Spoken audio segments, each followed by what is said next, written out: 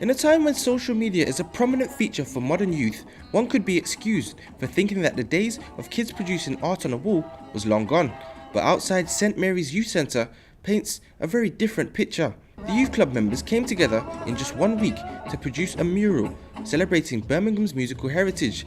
Entitled Our Musical Roots, the project is aimed to help young people from disadvantaged backgrounds to understand their musical history, something that organisers believe is vital.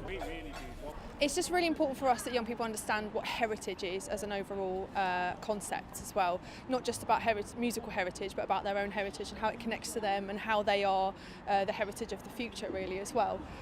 So yeah, it's really important for us that they understand that, and that also in a kind of a world where young people are sort of, you know, it's kind of very media and social led and social media led, and a lot of them, you know, spend a lot of time in isolation, kind of like stuck online, and for us it's about bringing them together.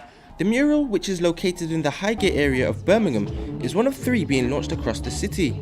Our Musical Roots was funded by the Heritage Lottery, which is significant as many youth clubs are struggling to cope with the reduced funding and the cuts as a result. But the people at St Martin's feel that this forces them to just work harder.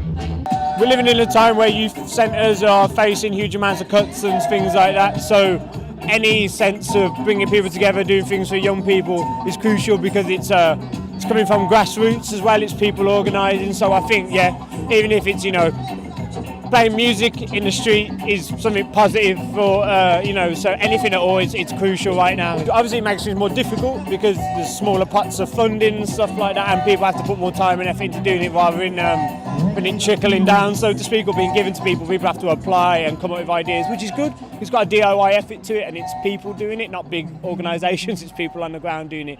Many of the city's musical success stories were featured on the wall, including the likes of UB40 and Steel Pulse, 2 reggae bands that may have been at their peak during a different era to the youth of today, but remain a focal point in Birmingham musical history.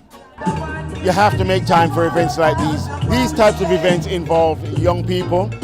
They involve older people being involved with young people, younger people being involved with young people. That's community, that's working together. You have to take time for events like these.